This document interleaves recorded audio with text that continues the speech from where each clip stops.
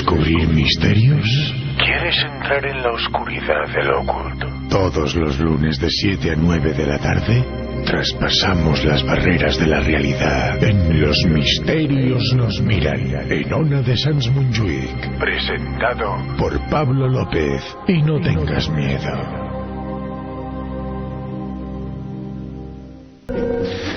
Nosotros queríamos conocer más sobre esa extendida leyenda y saber qué tiene de realidad.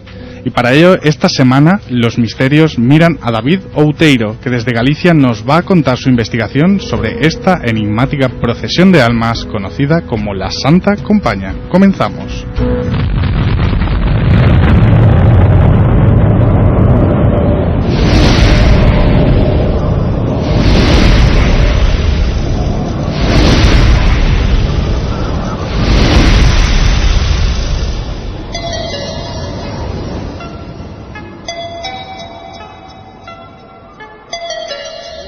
Creo, a unas personas que no lo han visto, pues no lo sé, porque cada uno es libre de creer o no creer, comprende, pero yo sí lo creo. Dicen que son personas que tienen un cierto poder de telepatía o algo que se retransmite o cualquier cosa. Yo, por ejemplo, tengo señales de todos los familiares que se mueren, normalmente tengo señales, pero de ver eso, como lo vi en esa señora, de momento, podré verlo mañana, pero de momento no es eso. Tiene todos los ingredientes típicos de la leyenda de la Santa Compaña, es decir, la procesión de las almas junto con la persona viva e incluso la premonición de muerte, ya que la persona que Josefa reconoce muere a los pocos días después a causa de un rayo, ¿no? Hay una especie de círculo de fuerza, de empatía, mecanismos psicológicos que hacen que esta leyenda se pueda transmitir, y sobre todo lo más importante es que tú de alguna manera inconscientemente te la puedas creer. Cuentan en esta tierra que al caer la noche tras la romería de septiembre se escuchan lamentos de las ánimas errantes que vienen a pedir el perdón de San Andrés de Teixido. Y es que nos encontramos en la frontera entre nuestro mundo, el mundo de los vivos, y el más allá. Coincidencia o no, pues ahora vamos a intentar desgranarlo.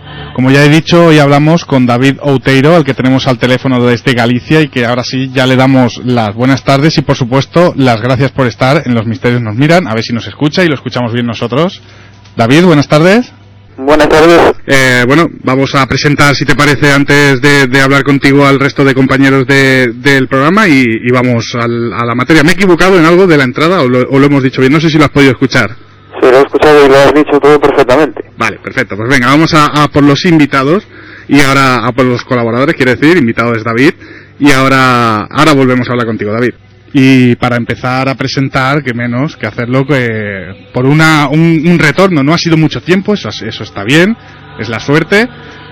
Lula Miranda, buenas tardes. Hola, muy buenas tardes. Hacía muchas semanas que no la liaba tanto, con la mesa de mezcla. Bueno, mira. Son los nervios. Un programa tan difícil como el de la semana pasada tiene que pasar consecuencias. Bueno, no hay problema. Lo importante, el retorno de Lula Miranda, el programa de Los Misterios. Bienvenidos, bien hallados. Me alegra de volver a estar aquí con vosotros y espero poder estar mucho tiempo más. Seguro que sí. Pedro Poc, buenas tardes, bienvenido a Los Misterios. Buenas tardes. Está pensando ahora lo que ha dicho Lula de que amenaza con estar aquí mucho tiempo. No, todo lo contrario, ya ves. Pero bueno. Venga, vamos a presentar a María José, que está de paso, como siempre dice ella, está de paseo por aquí. Sí, pasaba por aquí, digo, voy a veros. María José Pérez, bueno, a todos os conocemos a todos colaboradores del programa y orgullosos de que lo seáis. Muchísimo de estar aquí. Y por último, Ana María Torralba, por penúltimo, Ana María Torralba, buenas tardes. Buenas tardes. Conocedora del caso en profundidad, bueno, en profundidad no, pero lo poco que hemos podido investigar. Y nada, vamos a presentar a Guillem, porque suena un móvil de fondo. Guillem, buenas tardes. Tú no conoces nada de la Santa Compaña, ¿no? Bueno, conozco la leyenda, pero nada más, o sea, nada en profundidad ni nada.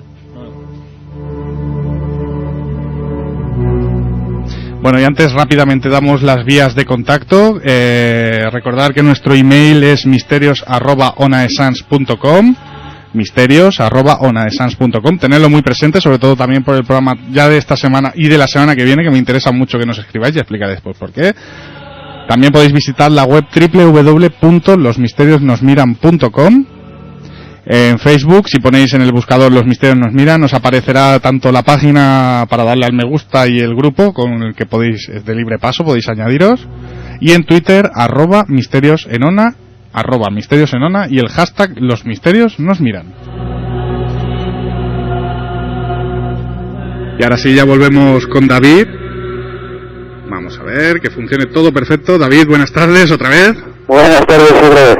Y nada, la primera pregunta que te queremos hacer es, para los que no te conozcan, David, ¿cómo deberíamos presentarte? ¿Qué trabajos has realizado sobre la investigación de la Santa Compaña en general? La investigación que he realizado principalmente se debe a recoger el patrimonio oral, las creencias en torno a la Santa Compaña y a ciertas apariciones nocturnas, y luego darles una explicación en su contexto, buscar su origen, observar las evidencias arqueológicas y etnográficas, y una vez reunidas todas las evidencias, intentar darle una explicación al fenómeno desde su origen en el pasado celta. Desde luego interesante. Y la pregunta obligada, sobre todo hoy, es ¿qué es la Santa Compaña? Para aquellas personas que no sepan o no hayan escuchado hablar nunca de ella, ¿cómo les explicaríamos qué es este paseo de almas, por decirlo de alguna manera? Bien, lo primero que hay que saber es que la Santa Compaña realmente no es santa. Lo de santa se debe a la literatura, porque los gallegos saben muy bien que esta comitiva no es santa, porque viene de un pasado pagano y no responde a lo que el catolicismo establece. La Santa Compaña, o mejor dicho, Compaña, entonces, es una comitiva de almas en pena que aparece durante las noches, recorriendo los viejos caminos hasta las encrucijadas. Está compuesta por una serie de almas, como bien dije, que van con sudarios, portan velas. En ocasiones el que dirige la compañía puede ser un vivo, u otras puede ser un alma, la alma del muerto más viejo de la parroquia, o puede ser esa persona a la que capturan. En el caso de que sea un ser sobrenatural, es conocido como la estadea, que es un fantasma muy alto, que porta un sudario, y lo más llamativo es que tiene una calavera que le sobresale, con unos ojos llameantes muy llamativos, aunque a veces también se puede aparecer este fantasma de modo individual. La compañía también puede aparecer en forma de luminarias, simplemente, o puede aparecer a modo de ciertos ruidos que se pueden escuchar por las noches cerca de los caminos, aunque no todo el mundo la puede ver. Hay personas que tienen esa capacidad, son los llamados vedoiros, que en castellano sería algo así como videntes. Incluso se cree que si van dos personas, una que es vedoira y la otra no es vedoira, la que no es vedoira y por tanto no la ve, podrá verla si el vedoiro le pisa el pie izquierdo. Curioso, no conocía este dato.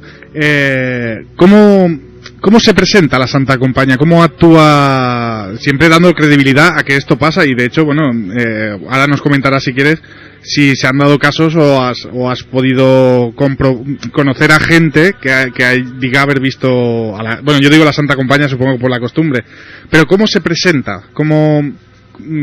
Si tú vas por el bosque, por decir de alguna manera, o por un camino, ¿te la cruzarías en este caso o la escuchas de venir antes para poder evitar su paso? Sí, puede variar.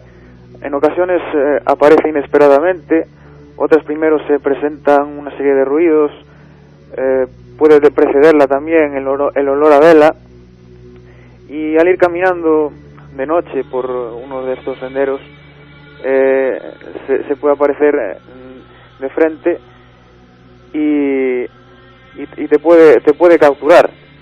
Hay una manera de librarse de que te capturen y te esclavicen en cierto modo. Hay que hacer una serie de ritos, pueden ser varios. Entre ellos está el hacer un círculo en el suelo y meterse dentro, o cerrar los puños, o hacer una cruz con los brazos y decir cruz tengo. Y esto es por una razón: el que va delante de la compañía, en el caso de ser un vivo, porta una vela o en ocasiones un hueso. Para librarse de esta pena, puede pasarle el relevo a otro vivo con el que se encuentra. Y si el vivo coge la vela o el hueso, tendrá que ser él quien lo releve y todas las noches acuda a junto de la compañía para dirigirla, de modo que nadie llega a saberlo, y esta persona va decayendo cada vez más hasta poder morir. Otra forma en la que se aparece la compañía es como un agüero de muerte.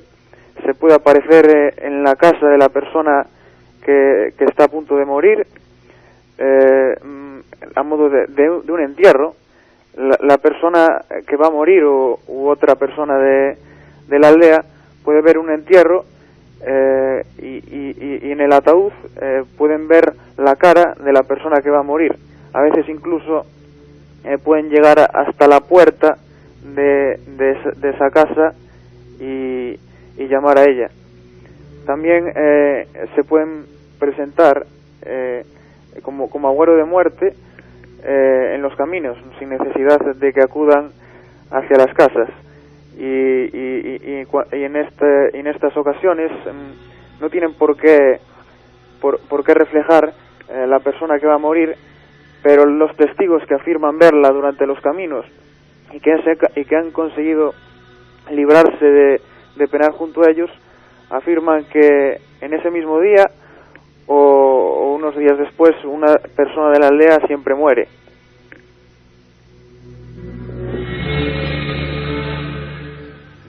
Bueno, me han chivado que eres un gran historiador y me gustaría saber desde cuándo se tiene conocimiento de esta compañía. La compañía es un fenómeno muy muy antiguo. Es una de las pervivencias del pasado pagano de Galicia y de la antigua religión céltica. Podemos remontarnos miles de años, quizás a la edad del bronce, hace más de 3000 años. Aparecen petroglifos que muestran ya estas comitivas de almas en pena, que de aquella estaban formadas por guerreros o por las almas de los muertos que eran guiadas por una serie de dioses.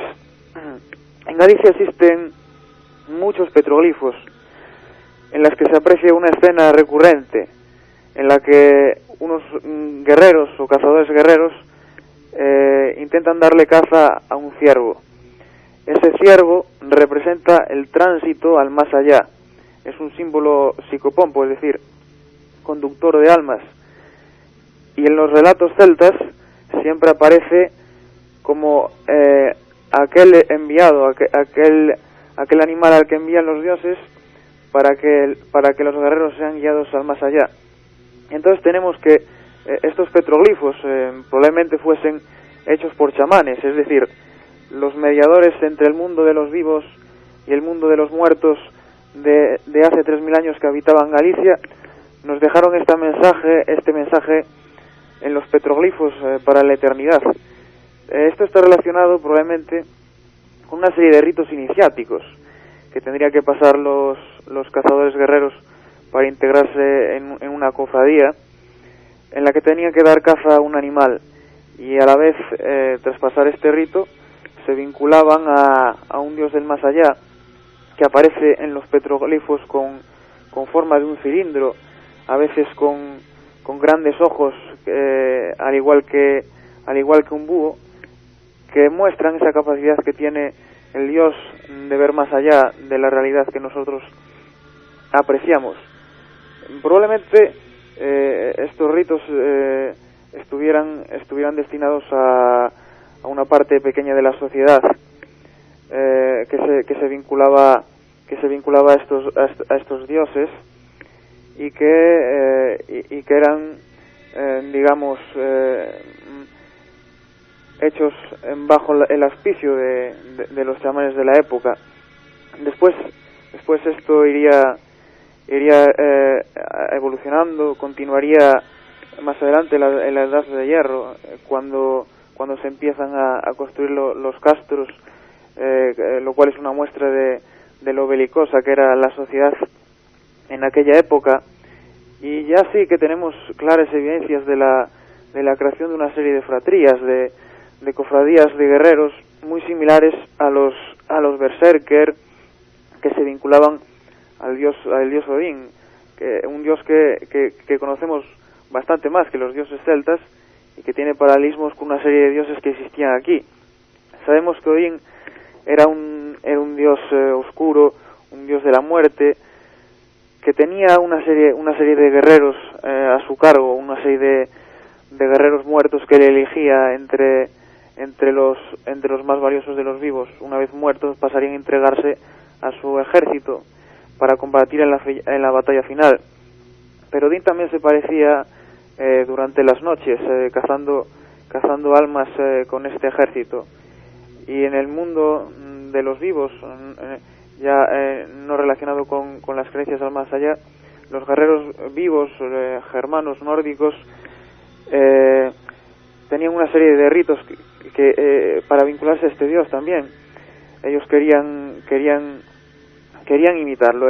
Los más conocidos eran los guerreros berserker o los Hulfhernar, que eran muy conocidos por portar pieles de lobo en el caso de los Hulfhernar y pieles de oso en el caso de los berserker. El lobo y el oso son animales con un claro sentido guerrero, en el que estos guerreros querían convertirse. De ahí viene también buena parte de las creencias en los hombres lobo. Estos guerreros tenían un método para la transformación en esa especie de hombres lobo, para desencadenar ese furor bélico en la batalla y ese vínculo con este dios oscuro. Ellos consumían un hongo que es la Amanita muscaria. Es un hongo enteógeno que tiene una sustancia que provoca un estado alterado de consciencia, por lo tanto un trance extático, que tras pasarlo los guerreros creían convertirse, apoderarse del espíritu del animal que habían matado y desencadenar tal furor en la batalla que incluso sus compañeros de guerra llegaban a temerle. El caso es que estas creencias, que son las más conocidas quizás en relación a este hecho, también se daban aquí. En el caso de los galaicos, los celtas galaicos, tenían un dios llamado Bandua.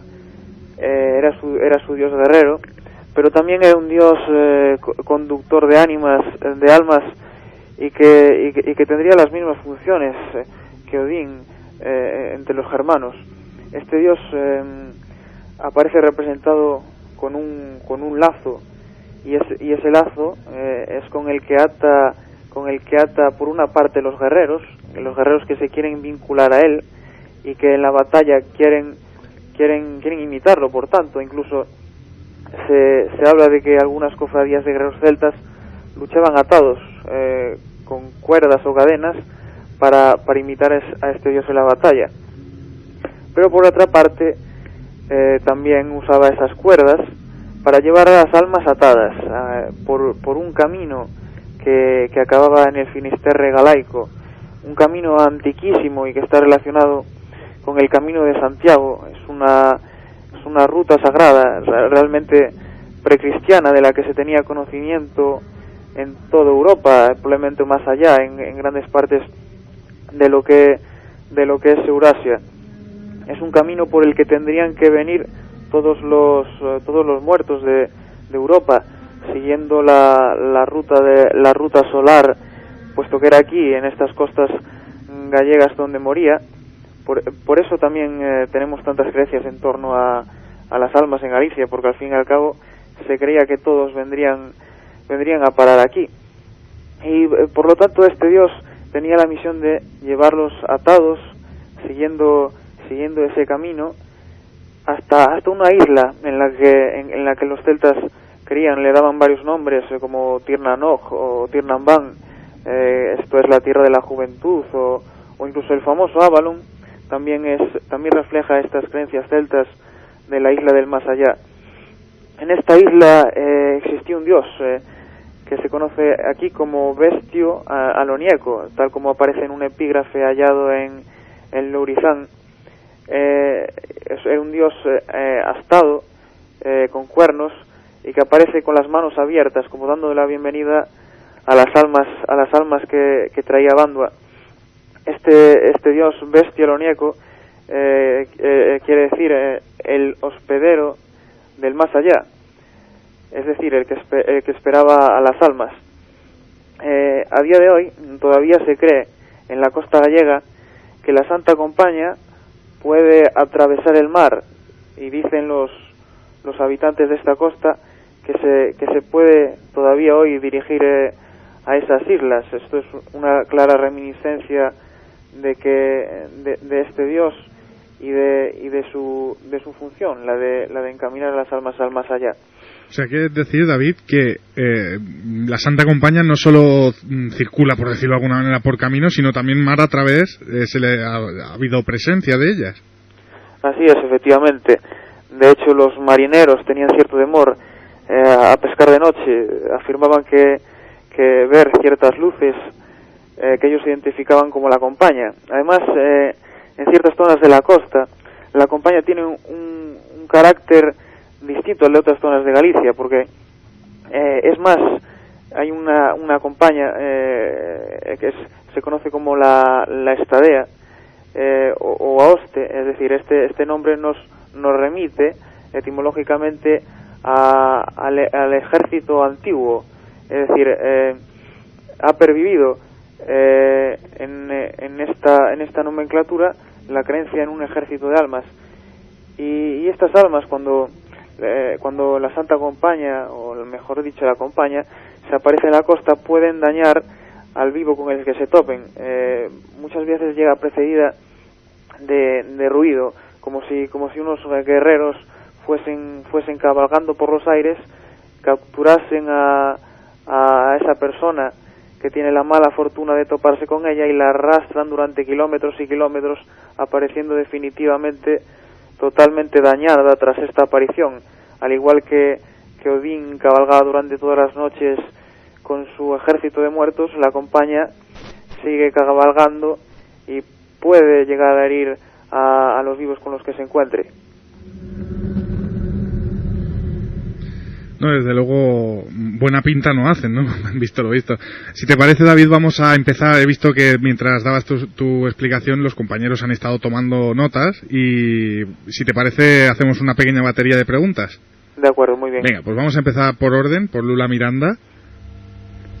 Sí, yo quería, desde siempre Galicia ha sido conocida, o es muy conocida por sobre todo el tema de las brujerías, las meigas, las supersticiones, y yo quería preguntar a David, que como investigador, que ha estado recabando información por lo que nos ha contado sobre esto, ¿hay alguna evidencia física de esta Compaña? Me refiero a fotos, algún vídeo, aparte de ilustraciones populares, que de eso sí que podemos encontrar, ¿alguna evidencia física has podido ver? Desconozco que existan algunas evidencias físicas de la existencia de la Compaña, pero lo que sí que es llamativo es que existan testigos de personas completamente ateas y escépticas que dicen que hayan visto luces durante la noche, que se les hayan aparecido luces y que después efectivamente haya muerto una persona, o incluso otro caso que recogí de un hombre que afirmó escuchar un ruido de tambores tremendo en una zona llamada As Fragos de Eume, que es un territorio boscoso muy amplio que se encuentra en la provincia de Coruña, y donde no hay ningún tipo de población ni persona que pudiera hacer ese ruido de tambores. De hecho, es muy llamativo, puesto que esta persona atea, que no estaba influenciada por las creencias de la Compaña, la describió del mismo modo del que se aparece en otras zonas de Galicia, de la montaña luguesa, una zona que son los Ancares, en donde la gente también afirma que la compañía se aparece haciendo ruido de tambores, tal y como si se tratase de un ejército. Pero no, evidencias físicas, fotografías o vídeos desconozco que existan. Supongo que por lo que estás diciendo, la descripción que hace toda esta gente, aunque yo creo que el hecho de que sea atea o no tiene nada que ver, porque antes decíamos que es un mito pagano, con lo cual no debería de tener ninguna relación con el cristianismo, o debería ser independiente el hecho de que lo veas o no.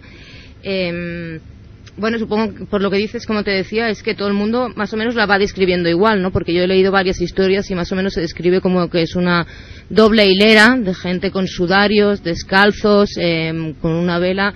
Eso, las descripciones coinciden. O sea, la pregunta es, cuando tú comentas que personas diferentes, de sitios diferentes y con religiones, en este caso ateos o no, la describen todos igual. ¿No puede ser en este caso que sugestión, por decirlo de alguna manera? Pues sería complejo afirmar que sea sugestión, pero hay casos en los que afirman que se puede ver a estados alterados de conciencia, es decir, cuando los chamanes tenían ciertas visiones, no lo hacían en un estado ordinario de conciencia tal y como el que tenemos nosotros. Hay científicos que afirman que estas visiones se pueden producir tras una serie de desencadenantes que provocan una alteración. De hecho, Carl Jung, el gran psicoanalista, afirmó ver él dijo al ejército de Odín aparecerse delante de su casa. Carl Jung lo interpretó como un arquetipo del inconsciente colectivo, es decir, que a lo largo de la evolución hay un patrón que se repite en la humanidad como si fuese grabado a fuego en su mente, y que en determinadas situaciones ese arquetipo del inconsciente colectivo, esa imagen, esa comitiva nocturna, se puede, digamos, la mente lo puede proyectar al mundo exterior y ser vista de este modo. Es un tema bastante complejo, tan complejo como lo es la realidad, que realmente es algo ambiguo, y eso es lo que podría decir. Más por el hecho de que la encuentres, porque es cierto que, como antes te decías también, que hay un vivo delante de todo y que puede ser que tiene que cargar con su carga, nunca mejor dicho, pero que se puede traspasar esa carga en ciertas condiciones que has comentado. El hecho de encontrarla, verla, oírla o sentirla a la compañía, ¿es cuestión entonces de suerte o de destino? Puede ser un poco de todo, depende del caso de la persona. Suerte, digamos, sería en el caso de una persona que por algún motivo va vagando por los caminos y se le puede aparecer sin tener en ocasiones consecuencia ninguna, pero en muchas otras preceder una muerte. Cuando es por lo que dices de destino, es cuando la Santa Compañía se presenta como un claro agüero de muerte. Si una persona va a morir y la Compañía decide presentarse y llevarles este mensaje de que la persona morirá de inmediato, pues ahí ya sí que podríamos hablar del destino de esa persona.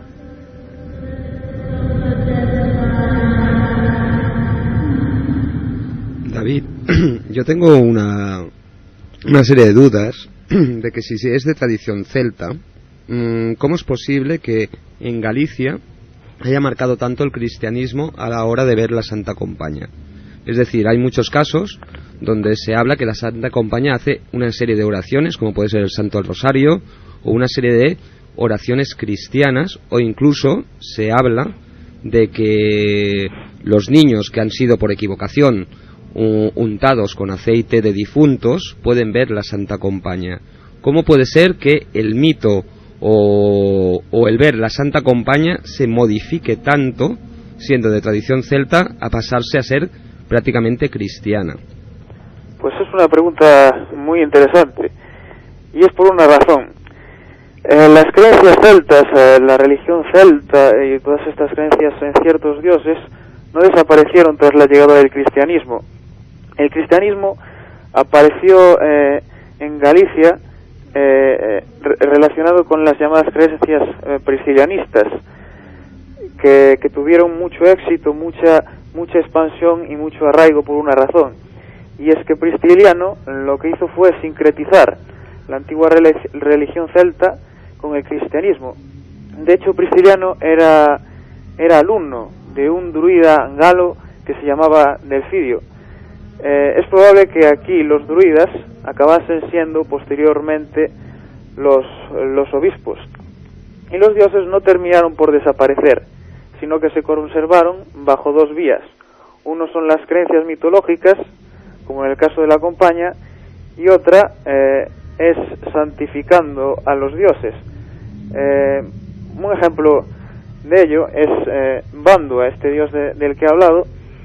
Se había hallado una representación de él en un campamento romano, que aunque el campamento fuese romano, estaba habitado por una cofradía de guerreros celtas. Y en este mismo lugar, en esta parroquia, hay culto a un santo que se llama San Torcuato. San Torcuato significa portador de torques, y Bandua era un dios al que se vinculaban los guerreros con ese torque, es decir, uno de sus apelativos, este dios era Taitadeaicos, es decir, el padre de los condecorados. El torques es un método de vincular al hombre con la divinidad, por eso era portado por los guerreros celtas.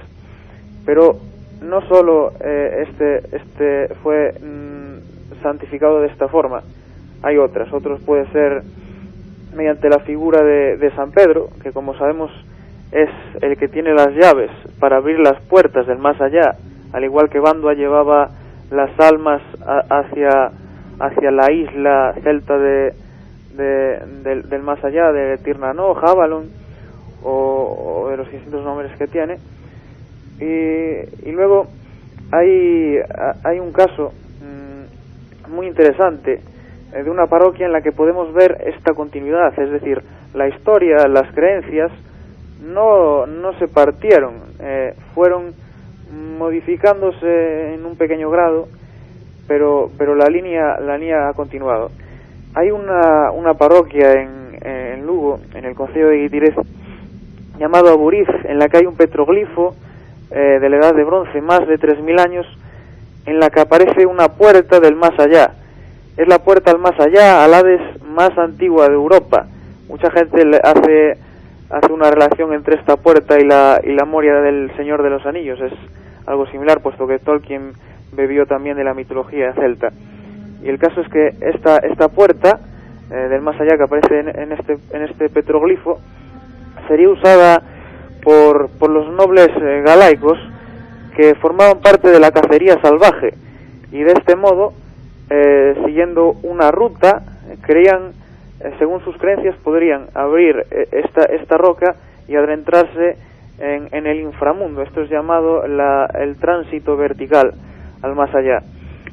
Luego llegamos un periodo mucho más avanzado, ya llegan los romanos, y los galaicos siguen conservando sus creencias, pero adoptan nuevos modos. Y entonces crean una serie de dedicaciones a los dioses. Son las aras votivas. En esta misma parroquia apareció una, y esa ara votiva está dedicada a los lares viales. Los lares viales son las almas que recorren durante la noche estos caminos, dirigidas por ese dios. Aparece también en esta parroquia una tríada de dioses. Es un aspecto muy común entre los celtas, puesto que era una religión en una especie de monoteísmo trinitario. Luego, con la llegada del cristianismo, se empiezan a colocar cruceiros en esta zona, pero estos cruceiros tienen algo muy similar, muy característico, y es que uno de ellos tiene un lazo y un gallo, y este lazo y este gallo son símbolos que indican ese tránsito al más allá. Como bien había dicho, Bandua porta un lazo con el que lleva las ánimas atadas. Ese es el lazo que aparece en uno de los cruceiros de esta parroquia, y el gallo representaría también es un psicopompo, es decir, también está relacionado con el tránsito al más allá. Lo curioso es que aun con la llegada del cristianismo existían allí 3 cruceiros, y estos cruceiros iban desde este lugar, desde esta aldea, hasta el petroglifo. Es decir, 3000 años después, esa ruta fue conservada en la memoria de la gente, mediante la colocación de estos cruceiros, que se colocaban en encrucijadas, porque era un método de que las almas no se perdiesen. Eran como una guía, una referencia, y también un modo de cristianizar este lugar tan cargado de creencias paganas. Y otro aspecto interesante de esta parroquia es que se rinde culto a San Pedro. San Pedro, que era el que tenía la llave del más allá, como había dicho antes, al igual que Bandua, conduce las almas al más allá. Es decir, más de 3000 años de historia, la misma parroquia, la misma aldea, un pequeño núcleo que ha conservado esa continuidad, a pesar de las distintas religiones que han podido influir en esta población. Y ahora me gustaría que te mojaras un poco y me dieras tu opinión particular, en el sentido de que, a ver, yo he hecho el Camino de Santiago y el cristianismo pues tapó todo símbolo celta, o casi todo, ¿no? Porque quiso manipular, como si dijéramos, todo lo que era el camino. ¿Crees que en la Santa Compaña ha habido una manipulación por parte de la Iglesia, en el sentido de que de esta manera, si hay ese miedo a la Santa Compaña, la gente no sale a X horas por la noche, no tienen vínculos con brujas? ¿Crees que la Iglesia ha manipulado o manipuló en su momento lo que era Santa Compaña o la Compaña celta de la Santa Compaña más cristianizada? Lo que ha ocurrido en Galicia es que, por una parte, ciertos sectores de la Iglesia han permitido estas creencias, las han abrazado y las han incorporado. Como había dicho antes, el priscilianismo acabó por triunfar. Al principio hubo muchas tentativas, muchos concilios para intentar arrancar las creencias paganas de la nueva fe católica e impedir que se infiltrasen de este modo, y realmente no lo consiguieron. Lo que hicieron fue marcar esos lugares de culto celta, esos santuarios, y en lugar de permitir que se pusiesen a los dioses celtas, pusieron a sus santos. No creo que hubiese una tentativa muy extendida, muy contundente para acabar con estas creencias, porque no hubiesen sido aceptadas por el pueblo gallego, que es muy conservador en este aspecto, en el sentido de las creencias. Además, la distribución territorial, la dispersión poblacional de los gallegos haría difícil que la Iglesia católica hubiese pretendido atacar ciertos puntos en los que las creencias paganas estuvieran arraigadas. Era algo incontrolable en una población tan expandida, y en el que la brujería, el papel jugado por personajes, no solo brujas, sino los vedoiros, es decir, los videntes que se relacionaban entre el mundo de los muertos y el mundo de los vivos, y a los que la gente les iba a hacer una serie de preguntas sobre sus difuntos, pervivió. Luego tenemos a los pastaqueiros, que es un sincretismo muy curioso. Ellos rezan una serie de oraciones, pero rinden culto a las almas en los cementerios. Continuaron haciendo ofrendas a los muertos en petición de los vivos. Jugaban este papel. Luego existían una serie de figuras que son como una reminiscencia de los chamanes, porque por una parte tenemos al párroco, que juega el papel más cristiano, más católico, en el que no podrían tener entrada ciertas creencias, pero por otra tenemos a la brujería, tenemos a estos bedoiros videntes, a los menciñeiros, a los curanderos, donde los aspectos más paganos y sobre los que la Iglesia Católica era más intransigente, pues no permitirían incorporar a sus creencias. Del mismo modo que lo que hizo fue cristianizar, entre comillas, los dioses celtas, es decir, continuar manifestando esas ideas en torno a ciertos dioses, de tal modo que se vinculasen a ciertos santos, pero aquello que no tendría cabida de ninguna manera en la Iglesia, el pueblo lo conservó a modo de mitología. Ahí tenemos el desdoblamiento de Bandua, por una parte en santos como San Torcuato, San Pedro o incluso San Andrés de Teixido. También es un tema muy amplio e interesante. Y por otra la compañía, las apariciones nocturnas, que serían menos aceptadas.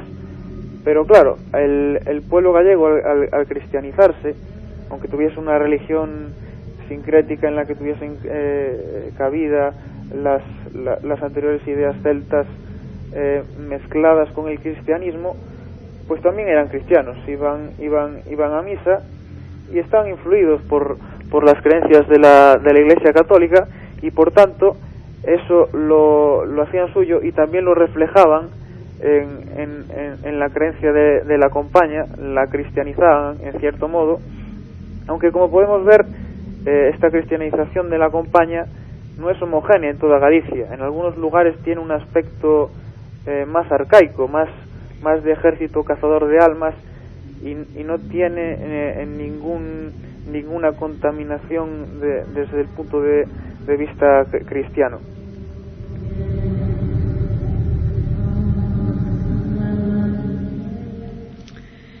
Hola, David, soy María José. Hola, buenas noches. Hola, buenas noches. A ver, lo mío no es exactamente una pregunta, yo le voy a dar un poquito la vuelta a tu tema. Me encanta, sabes que me encanta lo de la mitología, las creencias antiguas y todos los ritos celtas y todo esto, ¿no? Pero antes has hablado de que la Santa Compañía principalmente lo veían personas que estaban predispuestas a ello, de hecho que eran videntes, ¿no? Y que si había una persona que no lo fuera al lado, con tocarla pues ya podía verlo, ¿no? Yo ahí veo como una especie de que estos videntes podían ver de hecho el futuro, y estas cosas que veían en su mente las interpretaban como estas creencias antiguas, ¿no? Como de hecho lo que veían, esas luces que veían, que le daban una premonición hacia una muerte de una persona, podría ellos interpretarlo por estas creencias antiguas de su religión celta o que habían escuchado desde siempre, de su tradición, ¿no? Y lo interpretaban así. La persona que estuviera al lado, ¿no? Pues mediante una sugestión podía también ver estas apariciones de que lo que vendría a ser sería como un estudio que hicimos una vez sobre apariciones críticas, que en otros lugares que ya no son en Galicia, pues gente también ha tenido la aparición de seres queridos suyos que le daban la premonición de que iban a morir un poquito antes de que ocurriera esto, ¿no? y también mediante estos estados alterados de conciencia que dices, mediante estos hongos o drogas, ¿no? Vengo a decir con esto de que todo junto, esta tradición, estas creencias y estas personas con un poco más de sensibilidad podrían crear este mito de la Santa Compaña, que en otros lugares pues llevaría otro nombre, o lo mismo que has dicho, me enrollo mucho, ¿no? Lo mismo que has dicho de las apariciones en el mar, como los fuegos de San Telmo, me parece a mí que me da esa imagen también, ¿no? ¿Crees que podría ser algo así? O... Bueno, en primer lugar, no siempre son los bedoiros o las personas más sensibles las que ven la compañía. Como bien te había dicho, también la pueden ver un fenómeno que no tienen por qué asociar a la compañía las personas ateas. Pero por otro lugar, la gente que cree en la compañía también la ve, aunque no sea evidente. También existe también la creencia de que la Santa Compañía no siempre se manifiesta. Por alguna razón, en algunas ocasiones puede estar ocultada y seguir los caminos de modo invisible y manifestarse, siendo elegido por ella cuándo, cómo y dónde, y de ese modo que lo pueda ver una persona que no tenga esta capacidad. Aunque si la Santa Compañía supuestamente recorre los caminos, aunque no pretenda manifestarse, el bedoiro, la persona vidente, sí que podría llegar a verla. Luego lo que hablas con respecto a que estos fenómenos que se producen en distintos puntos del mundo y en distintos contextos culturales, pues sí, puede ser algo universal, aunque como bien has dicho, las creencias del pueblo gallego o las creencias del pueblo en las que se manifieste van a ser fundamentales para interpretar ese fenómeno, que puede ser adjudicado a la figura mitológica del pueblo que esté viendo ese fenómeno. Con respecto a los estados alterados de conciencia, ya es un tema más complejo, pero el bedoiro, el vidente, ve porque entra en un estado alterado de conciencia. Los chamanes dicen que el estado alterado de conciencia, es decir, el trance estático, lo que permite es vislumbrar una realidad que nosotros no podemos ver. El chamán de este modo puede incluso hacer el llamado viaje del alma, las experiencias extracorpóreas, viaja al mundo, puede viajar al mundo inferior, al Hades, puede ir al mundo de los dioses, puede lidiar con los espíritus de la caza, de la naturaleza, puede ir de este modo a hablar con las almas. El trance, por lo tanto, sería un método para ver, según creen ellos, esa realidad que se nos permanece oculta. Pero no solo los enteógenos, es decir, ciertos hongos, ciertas plantas que tengan psicoactividad desencadenan estos estados. Se pueden desencadenar también por un ayuno prolongado, se pueden desencadenar también mediante técnicas muy variadas. También se pueden desencadenar tras un cansancio muy extenuado. Seguramente los antiguos cazadores, tras largas jornadas de caza, llegasen a tener visiones producidas por la fatiga del cansancio, por la fatiga del ayuno y todas estas situaciones difíciles que tenían que afrontar, y que por lo tanto provocaba una alteración físico-química en la mente que les llevaría a ver estos fenómenos. Pero ahí ya el tema es complejo, porque la cuestión sería, ¿esto es solo un producto de la mente? ¿Es algo que está en el cerebro y se manifiesta mediante este trance? Pues ahí entraríamos al complejo tema. Por ejemplo, en las experiencias cercanas a la muerte tenemos dos bandos. Las experiencias cercanas a la muerte, como bien sabemos, es algo que se da, es una realidad. Cuando una persona que estuvo a punto de morir, hay muchísimos testimonios. Yo conozco varios de personas que afirman ver el túnel, que afirman ver a gente de su familia muerta que viene a hablar con ellos, y que después le dicen: no ha llegado tu momento, puedes volver a la vida. Y luego estas personas llegan a la vida y cuestan estas experiencias. Por una parte, la parte más reduccionista, la que dice que es todo producto del cerebro, afirma que se debe a estos estados alterados de consciencia, a esta alteración físico-química, pero lo más curioso es que estas personas, a pesar de estar en un estado tan extremo, en un estado de salud que está a punto de matarlos, la mente parece que entra en un estado incluso más expandido, en un estado de relajamiento en el que tienen este tipo de experiencias. ¿Podría ser esto una muestra de que el estado alterado de conciencia lo que permite es entrar en contacto quizás podríamos decir con otras dimensiones o con una realidad trascendental que nosotros no podemos apreciar, aunque se nos puede aparecer en ciertos aspectos de la vida?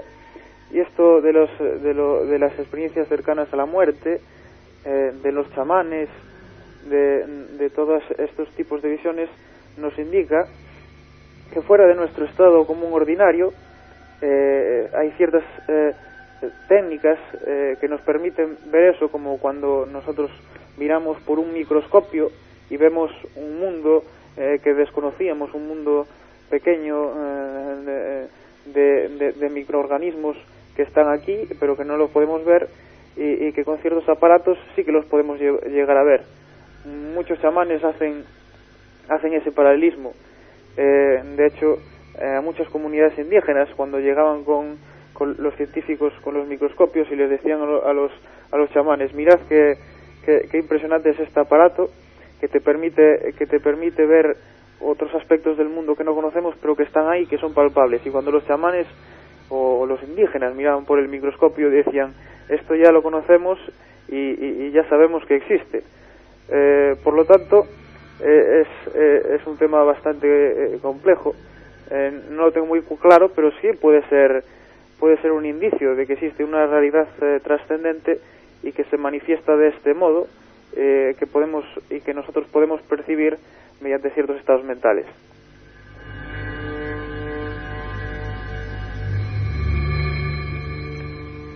David, buenas tardes, soy Ana. Buenas tardes. Yo te iba a preguntar, tú que te has informado, has investigado de todo esto, en la actualidad, a día de hoy, ¿te encuentras a testimonios que hayan visto a la Santa Compaña o gente que haya huido de cercanos?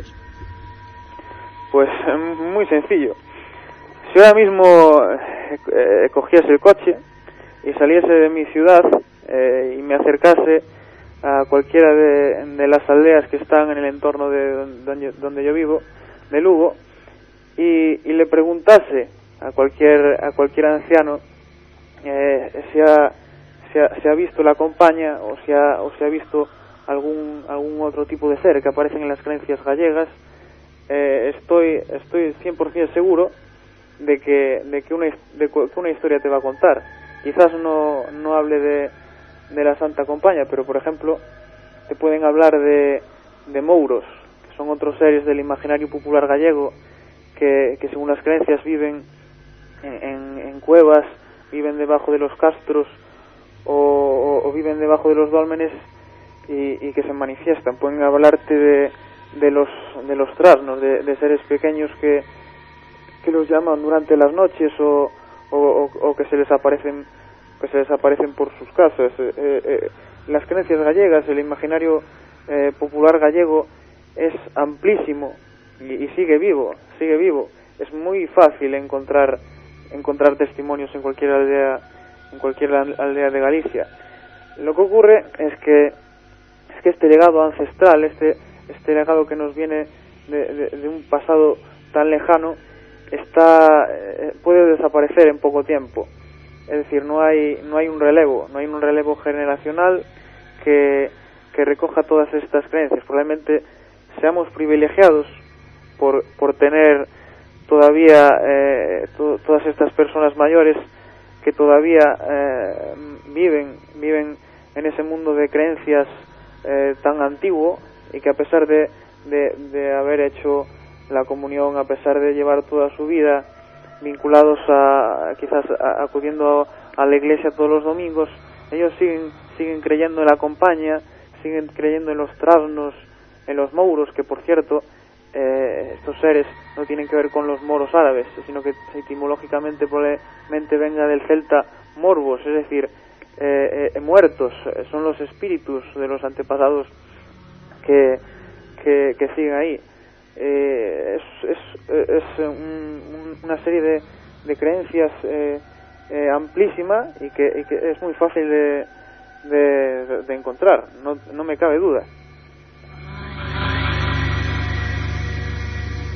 Bueno, David, pues nos vamos a tener que ir a publicidad, pero antes de despedirte me gustaría hacerte la última pregunta, y es la misma pregunta con la que hemos empezado. Después de toda esta lección que nos has dado de historia de la Santa Compaña y de historia celta en general, la conclusión para las personas que nos escuchan es: ¿la Santa Compaña es real, existe, o es una leyenda o un mito? Es una pregunta compleja, porque ahí entraríamos en qué es la realidad o qué es la existencia. Hay una frase que me gustó mucho, que leí una vez, que decía que nosotros somos el universo siendo consciente de sí mismo.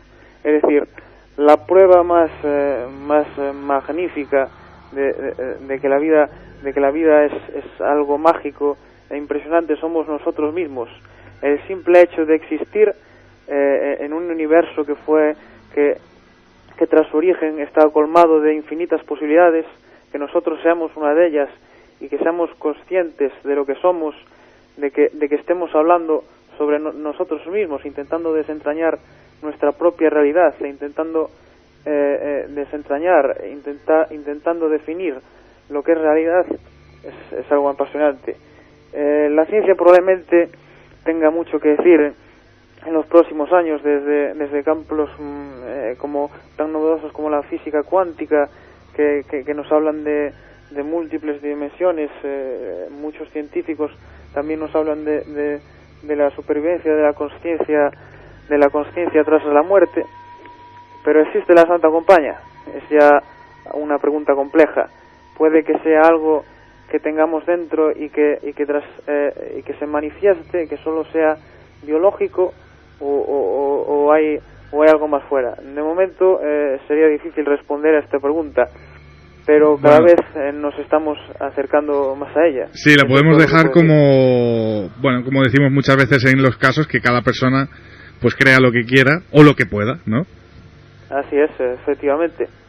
Bueno, aquí están los datos y que cada uno tome. Exactamente, que cada uno los interprete y los use a su imagen y semejanza. David, si alguien quiere ponerse, porque tenemos que acabar la parte de la Santa Compaña aquí, si alguien quiere ponerse en contacto contigo por alguna cuestión o algo, ¿tienes alguna manera? Por supuesto, pueden leer el blog en el que escribo y ahí ya encontrarán un correo de contacto. El blog es despertadoteusono.blogspot.com. Vale, desperta del teu sono. Despertadoteusono.blogspot.com. Está en gallego. No te preocupes, luego lo pondremos en la web para todas las personas que quieran acceder hasta ti. Muy bien. Pues David, ha sido un auténtico placer. Contamos contigo para una próxima vez sobre temas de celtas y historia, que es muy, muy interesante. Y de verdad, un auténtico placer haberte tenido aquí, aunque no haya sido en presencia, sí por vía telefónica. Y un saludo muy fuerte a Galicia. Un placer para mí. As meigas a ver las ailas, ¿no? A ver las ailas, por supuesto. Pues muchísimas gracias, David. Muchas gracias a vosotros y hasta la próxima. Hasta la próxima. Chao. Bueno, y como he dicho, ahora vamos a irnos unos minutos a publicidad. Volvemos enseguida. Estás escuchando Los Misterios nos miran, en Ona de Sans Montjuïc. Entra sin miedo. Bueno, ya estamos aquí de vuelta y nada, vamos a pasar a una sección que después de varias semanas volvemos a contar con la presencia de Fernando Domínguez en nuestro programa. Recordar, Fernando Domínguez, la sección UFOLeaks de omnispain.com. Como ya sabéis, una sección donde Fernando se dedica a explicar sorprendentes casos ufológicos que él intenta desclasificar. Sé que lo he dicho muchas veces, Fernando es un personaje en el mejor sentido de la palabra, donde los haya, que ciertamente espero conocer en persona dentro de muy poco y por supuesto ofreceros todos los resultados de ese encuentro. Como ya sabéis, a Fernando muchas personas lo tildan de radical, yo incluso a veces, porque es de sobras conocido que, bueno, pues hemos tenido algunos desencuentros, en el buen sentido, pues en alguno de los temas de misterio con los que hemos tratado. Sin embargo, y por encima de todo, predomina nuestra amistad y nuestras ganas de conocer más. Y además, si no fuera un personaje único, no podría estar en este programa, ya que para mí todos y cada uno de los colaboradores de este programa, pues son únicos en nuestra especie. Así que vamos ahora con UFOLeaks, con un caso ocurrido muy cerquita de donde él mismo vive, muy cerquita de Morales del Toro, y a la vuelta una nueva sección, un poquito, bueno, nueva para el programa, no es novedad en sí, que será Noticias del Misterio. Vamos con UFOLeaks. Estás escuchando Los Misterios nos miran, en Ona de Sans Montjuïc. Entra sin miedo. Escuchando imágenes.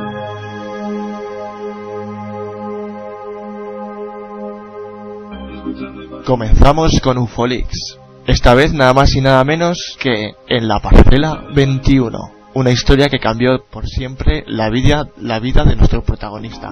Esta historia me ayudó a creer más en el fenómeno extraterrestre, me ayudó a creer más en que no estamos solos. Esta parcela se encuentra a 8 kilómetros de mi pueblo Morales de Toro, Zamora. La parcela está situada en Pedrosa del Rey de la provincia de Valladolid. Nuestro protagonista se llama Emiliano Velasco. Emiliano Velasco Báez estaba muy cambiado a fe de sus amigos y parientes desde aquella tarde del 16 de julio de 1975 tras su historia. A continuación os dejo una entrevista a Emiliano Velasco para el famoso programa de Más Allá de Televisión Española. Escuchemos su testimonio junto a Jiménez del Oso y Juan José Benítez, que entrevistaban a Emiliano Velasco a la puerta de su casa. Escuchemos la entrevista. A unos 20 metros. Sí. ¿Y qué pasó? ¿Qué ocurrió? Que fue cuando yo perdí completamente el control del tractor. ¿Se le paró a usted el tractor? El tractor completamente no se me quedó casi como apagado.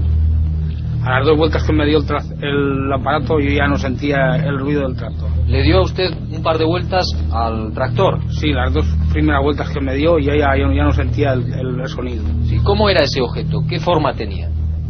Pues llevaba hacia abajo un trípode, como si dijéramos una V, y en él iba montado, y llevaba a la parte de arriba llevaba unas 4 o 5 antenas. La del medio era más grande que las anteriores. ¿Y qué tamaño tenía ese objeto? Era unos 2 metros tendría de altura. De altura, por otro 1,5 metros de anchura tendría, calculo yo que sería así. ¿Y estaba bajo, alto? El aparato cuando yo lo he visto estaba a medio metro poco más del suelo cuando yo lo he visto, y estaba haciendo como si fuera un yo-yo cuando estaba bailándole un chaval, como si la tierra le aclamara abajo y el aparato se quisiera subir arriba. Empezó a darle vueltas alrededor del tractor. ¿Y cuánto tiempo estuvo así dando vueltas? Pues unos 20 minutos estaría. ¿Y vio usted algo más? ¿Ventanillas? ¿Vio usted si...? Yo lo que vi al aparato fue que llevaba como si fuera un cincho hacia el medio del objetivo que yo vi, y cuando a mí me disparó la primera vez se encendieron como si fueran luces en el cincho ese. ¿Le disparó a usted? No, a la segunda vez de deslumbrarme fue cuando me disparó, por la parte trasera. ¿Y qué fue lo que escuchó usted o lo que vio? Como un silbido, como si fuera una bala.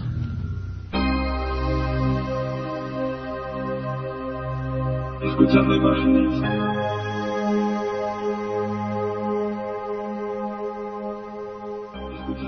Interesantísima historia. Como hemos podido escuchar, Emiliano Velasco nos contaba su caso ovni. Emiliano Velasco vivió una experiencia que marcó el resto de su vida el 16 de julio de 1975. Los hechos, según el relato realizado por el agricultor, tuvieron lugar en la parcela número 21 de la finca de propiedad de Ángeles de Peña, viuda del Gómez Olea. Dicha finca tiene unos 6.000-7.000 fanegas y se encuentra en el término de Pedrosa del Rey, a escasos kilómetros de la casa de Emiliano. El testimonio decía: serían las 7 de la tarde. Yo me encontraba todavía arando con el tractor. Iba, como es lógico, pendiente de los surcos, cuando escuché algo muy raro, distinto al que hace normalmente el tractor. Por un momento pensé que se había averiado y me preocupé. Quizás sea una tubería rota, pensé. Pero aquel sonido era como un zumbido, un moscardeo muy intenso. Seguí arando, por lo que entonces consideré un cambio en el ruido del motor del John Deere. Aquella preocupación fue muy lógica. Emiliano debía responder ante los propietarios de la finca del material empleado en las faenas diarias. Y en ese pensamiento estaba cuando, casi ya a punto de llegar al borde de la parcela y de detener el tractor para averiguar qué sucedía, él se encontró cara a cara con aquel aparato. Estaba a unos 20 metros y parecía flotar a unos 50-70 centímetros del suelo. Daba la sensación de que quería subir y la tierra lo atraía como si fuese un imán. Y luego empezó a dar vueltas en torno a su tractor. No había parado ni un minuto y aquel objeto había dado ya una vuelta completa alrededor mío. No sabía qué hacer, estaba solo. Seguí hasta el final de la pieza y di la vuelta a fin de contemplar el siguiente surco, pero aquello seguía dando vueltas a mi alrededor, y siempre con aquel zumbido, que llegó a apagar el ruido de mi tractor. El aparato había empezado a acercarse. Quizá en aquella segunda vuelta llegó a estar a unos 10 metros mío. Yo no tenía miedo, pero empecé a sentir un poco de recelo de aquel objeto. Era como si un bote de conservas, como un cilíndrico, como un bote con cilindro, como un sombrero inclinado en la parte de arriba y un soporte en forma de V. Por debajo, en la mitad del cilindro, también vi una especie de cincho que rodeaba todo el aparato. Tenía dos ventanillas, una de ellas era como una puerta, parecían ligeramente hundidas en la pared del cilindro. Era fácil para Emiliano detallar así la forma del objeto. Lo tuvo casi media hora junto a su tractor. Yo noté que el tractor empezaba a perder potencia. No andaba bien, a pesar de mis esfuerzos, iba a paso de tortuga. Ese objeto, al dar una de las vueltas alrededor del tractor, y cuando se encontraba precisamente frente a él, despidió una luz muy clara, una luz muy fuerte que lo cegó. Este aparato tenía unos 2,5 metros o 3 de altura por 2,5 de ancho. Después de aquel primer fogonazo, solo tenía ganas de llegar al final de la parcela para levantar los arados y salir pitando hacia mi casa. No podía dejar el tractor y huir las cuchillas en el terreno pedregoso porque ya se habrían averiado. Cuando me faltaban unos metros para alcanzar el final de la parcela, el objeto volvió a deslumbrarme. Esta vez lo hizo por la parte de atrás. Fue entonces cuando escuché un silbido y el cristal izquierdo quedó perforado. Al ver la rotura del cristal, el miedo me dominó. Levanté los arados y aceleré, saliendo al sendero. Al verme de nuevo en el camino y observar que el tractor recuperaba su potencia, lo puse a todo gas. En realidad, huía como un loco, y no paré hasta que llegué a la finca. Ni siquiera me volví a mirar atrás. Yo corría dando tumbos y tratando de poner tierra por medio. Emiliano llegó al caserío situado en Villaster de Albajo, al pie de la carretera general, blanco como una pared, desmudado, muy nervioso. Emiliano, según quienes lo conocen, se destaca por su honradez, razón por la cual no duda de su grandísima experiencia. Emiliano Velasco hoy en día ha fallecido. Falleció tras los pocos meses de esta experiencia. Es como si aquel disparo le hubiese traído unas consecuencias. Le encontraron un tumor cerebral, creo que en la parte izquierda donde fue el disparo. El hecho fue puesto en conocimiento de la Guardia Civil y al día siguiente, algo más calmado ya, Emiliano acompañó hasta la parcela número 21 a un teniente y a un cabo del puerto de la Morta de Márquez, que procedieron al análisis de las pertinentes. Allí mismo, los miembros de la Benemérita examinaron el cristal que había sido perforado y que todavía se encontraba en el lugar. El cristal presentaba un orificio de unos 5 milímetros de diámetro y prácticamente sin las típicas fisuras radiales que aperturan siempre que se agujera un cristal. ¿Qué había podido provocar aquel diminuto y casi limpio orificio? Sin duda, hoy en día sabemos que fue un rayo láser. Un rayo láser disparado por aquella nave extraterrestre. Los restos del hipotético proyectil fueron buscados por la Guardia Civil en el lugar de los hechos, pero los resultados fueron negativos. Normal y lógico que el láser no deja restos. Normal que no encontrasen nada. Allí mismo se procedió a desmontar el cristal a fin de llevar a cabo las comprobaciones precisas. A juzgar por el primer análisis realizado sobre el cristal, el cuerpo, rayo o elemento que produjo la perforación tuvo que penetrar por la parte trasera de la cabina del tractor, justo por debajo del brazo izquierdo de Emiliano, que en un instante conducía con el brazo apoyado sobre el guardabarros. El hueco que quedaba entre el cuerpo del agricultor y la pared del tractor por debajo del brazo era muy reducido, exigiéndose, por lo tanto, una gran precisión en el supuesto disparo. Días después del incidente, el grupo Charles Fort de Valladolid, uno de los pocos centros serios dedicados al estudio ovni en España, llevó a cabo un experimento sumamente interesante. Los miembros del grupo ufológico deseaban averiguar, en la medida de lo posible, si el orificio que había aparecido el cristal de la rueda delantera del tractor de Emiliano Velasco en la llamada parcela número 21 podría ser su origen un proyectil humano. Esta gente hizo un análisis, hizo una especie de experimento con unas pistolas disparando dos tipos de proyectil. Una bala del calibre 22, uno de los proyectiles tipo estándar más pequeños que existían en el mundo, y en presencia del grupo realizó dos disparos, uno con bala normal y otro con bala explosiva. El primer caso, el cristal resultó perforado de forma limpia, impecable. Felices, situando a una distancia aproximada de la que podía encontrarse del objeto, cuando llegó al efecto del disparo sobre el tractor, hizo un blanco perfecto. Las medidas de dicho orificio eran 3 veces más grandes que lo que penetraba el cristal original. Incluso y por efecto del impacto, el proyectil disparado por Antonio Felices era un cura que daba clase en Valladolid, en un colegio de Valladolid. Pues Antonio Felices había provocado en el cristal de las clásicas resquebrajaduras y astillas, es decir, había disparado y había quedado se había rasgado el cristal con el disparo del proyectil humano, de la bala. Este hecho, en cambio, y según los testigos, no había ocurrido con el cristal de la rueda izquierda del tractor de Emiliano Velasco. El segundo disparo, con bala explosiva, pues pulverizó materialmente de nuevo el cristal. Algo resultaba claro, que el disparo sobre el cristal del tractor no había sido hecho por un proyectil humano. Eso quería decir que fue extraterrestre. Más que nada, si Emiliano Velasco dijo que vio una nave extraterrestre, un aparato dando vueltas alrededor suyo, sería por algo. Una persona, un agricultor y un noble agricultor como esta persona, nunca mentiría. Él nos estaba contando lo que vio. Todas las personas que tienen experiencia sobre esto cuentan la verdad.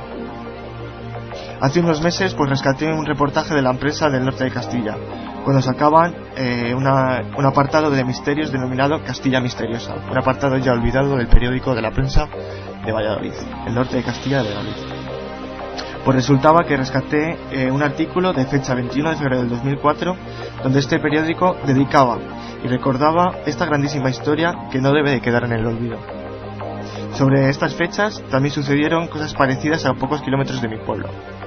Otro caso muy interesante fue el del disparo a un niño de Tordesillas. Así titulaba la historia, donde Martín Rodríguez, un niño de Tordesillas, era disparado por otra nave extraterrestre. He de decir que he contactado con una persona que pudo hablar en esta fecha con los médicos que trataron a Emiliano Velasco, y según el médico, Emiliano Velasco había visto algo extraño. Su comportamiento no era el mismo. Era una persona noble, una persona trabajadora, un agricultor, y esta persona, según el médico, había visto algo fuera de lo común, algo fuera de lo común que no era de este planeta. Intentaré seguir buscando, recopilando nuevos datos sobre esta historia, y si queréis ver la captura de la prensa que rescaté, la podéis ver en Omni Spain, en el Facebook. Y bueno, también quiero decir que he actualizado la página web, un nuevo diseño, Omni Spain 2.0, segunda versión, que podéis verla en omnispain.com. Hemos hecho grandes cambios. Y nada, hasta aquí el programa de hoy. Si quieres contactar conmigo, me podéis mandar un email o lo que sea a través de nandoufolix@hotmail.com, o en mi página web fernandodominguez.bligo.com o fernandodominguez.ya.st. Y hasta aquí el programa de hoy. Muchas gracias por escucharme y nos vemos en el próximo programa. Y recuerda, la verdad nos hará libres. Siempre, cuenta tu caso. No tengas miedo a ser ridiculizado. Hasta otra. Hola, soy Yolanda García. Si te gustan los misterios, lo insólito y lo desconocido, no dejes de escuchar Los Misterios nos miran junto a Pablo López y compañía.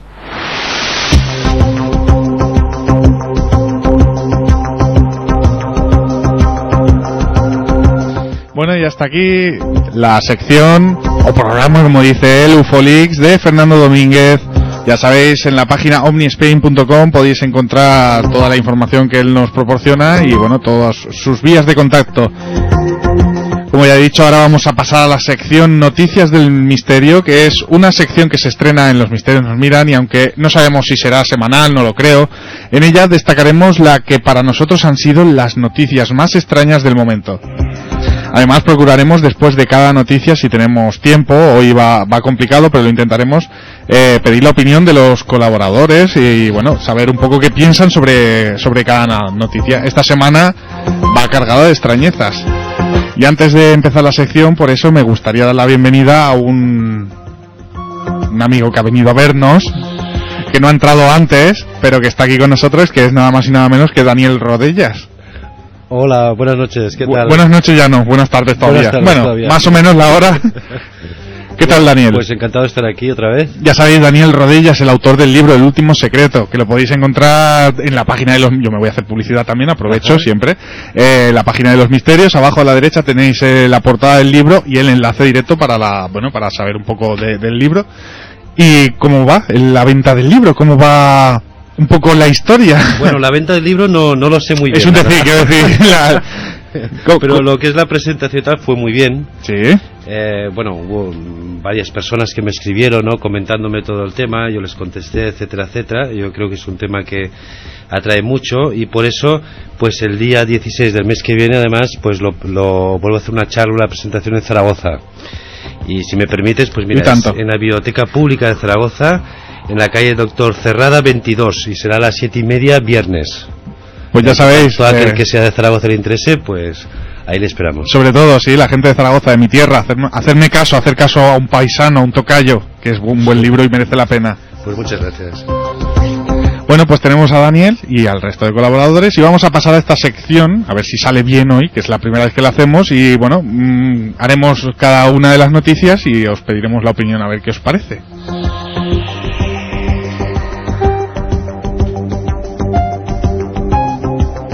Bueno, empezamos con la primera noticia. El titular dice: un hombre asegura grabar un mamut cruzando un río en Siberia. Según se ha podido leer en varias publicaciones inglesas como el periódico The Sun, aseguran que en la región de Chukotka, en Siberia, un pescador pudo obtener unas imágenes de un mamut cruzando con lentitud un río. En el vídeo podemos observar cómo un animal de gran tamaño y de pelo de color amarronado camina de una orilla a otra con mucha pasividad. La imagen obtenida es de muy mala calidad y con mucho movimiento provocado, según el pescador, por la mala calidad de la cámara y del pulso. Como es bien sabido, los mamuts se extinguieron hace unos 7.500 años aproximadamente, los últimos parece ser que un poco antes, los americanos, y expertos aseguran que en esta grabación tan solo se ve a un oso común haciendo una pesca habitual y que el hecho de llevar algún pez en la boca hace parecer que sea la trompa del mamut. cada uno que saque sus propias conclusiones al ver el vídeo. Y ahora sí, me gustaría preguntaros si habéis visto el vídeo y qué opinión tenéis al respecto.